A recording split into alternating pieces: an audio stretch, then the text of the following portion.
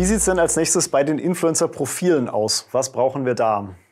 Die Steckbriefe von den Influencern und Metriken und auf alle Fälle Fotos, damit wir die Influencer zuordnen können.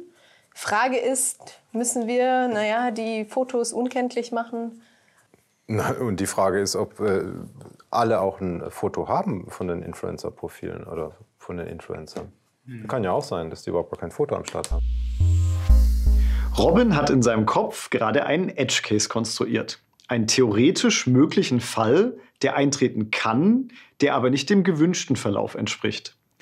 Tendenziell versucht man sich im MVP eher auf den Happy Case zu fokussieren. Der Happy Case ist der Fall, bei dem alles glatt läuft und zum Beispiel keine Ausnahmen auftreten. Das heißt aber nicht notwendigerweise, dass das MVP Edge Cases komplett ausschließen muss. Es sollte dem Team aber bewusst sein, dass Edge Cases Aufwandstreiber darstellen, die im Vergleich zum Happy Case eher selten zur Anwendung kommen. Auch hier macht es Sinn, evidenzbasiert vorzugehen und sich konkrete Zahlen hinter den Edge Cases anzusehen.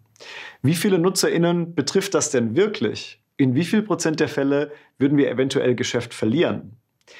Edge Cases zu konstruieren ist prinzipiell nicht verkehrt, kann aber auch ein Mechanismus des Bedenkenäußerns sein. Was Robin hier vielleicht eigentlich zum Ausdruck bringt: Ihr habt noch nicht an alles gedacht. Deswegen bezweifle ich weiterhin, ob wir das wirklich hinkriegen. Das würde ich jetzt, glaube ich, tatsächlich eher als Edge-Case ansehen. Ja, es gibt natürlich auch Influencer, die keine Fotos haben, aber sind das auch wirklich diejenigen, mit denen wir zusammenarbeiten wollen würden? Wahrscheinlich gibt es hinreichend viele, die ein Foto haben und die allein dadurch, dass sie sich so darstellen, auch noch attraktiver sind in der Vermittlung. Deswegen würde ich hier fast sagen, Edge-Case ist vielleicht was für später. Aber im MVP, Mut zur Lücke, vielleicht brauchen wir die eigentlich einfach gar nicht zu berücksichtigen. Wer kein Foto hat, kommt gar nicht mit dazu.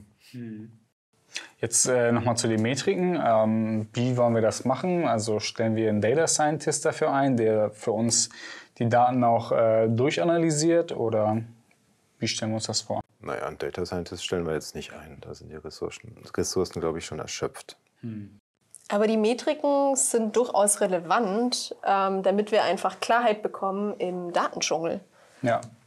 Dschungel, wir haben da irgendwie viele Ergebnisse und irgendwie müssen wir uns zurechtfinden und wollen natürlich auch die High Potentials herausfischen.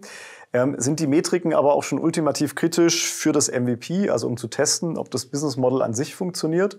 Oder wäre das vielleicht genau eine Vision für die 1.0, 2.0, dass wir dieses Metriken-Business noch ein bisschen weiter ausbauen? Also meinem Empfinden nach sind die nicht ultimativ kritisch und finde den Vorschlag gut, es erstmal in die Version 1 zu packen, weil wir das Business Model an sich ja durch diese Version hier erstmal verproben. Was bedeuten eigentlich Version 1.0 und 2.0?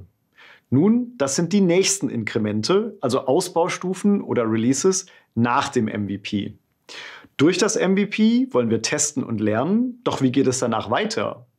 Auch dies wollen wir wieder priorisieren. Wir können uns entlang des Backbones überlegen, an welchen Stellen der Customer Journey wir nun gezielt investieren möchten, um den größtmöglichen Zusatznutzen für unsere Kunden zu generieren. Gerade am Anfang empfehle ich dies jeweils auf ein konkretes Thema zuzuspitzen. Sprich, lieber fokussiert ein Thema zum Leben erwecken, anstatt nach dem Gießkannenprinzip überall ein bisschen zu investieren, ohne dass dabei ein spürbarer Fortschritt entsteht. Die Zeithorizonte zwischen MVP, Version 1.0 und 2.0 sind je nach Organisation und Komplexität der Produktidee prinzipiell verschieden. Ich versuche dies aber generell zu timeboxen auf beispielsweise 3 bis 6 Monate zwischen 2 Inkrementen. Dies unterstützt auch später noch ein MVP-Mindset, bei dem immer vom essentiellen Kern der Sache aus gedacht wird.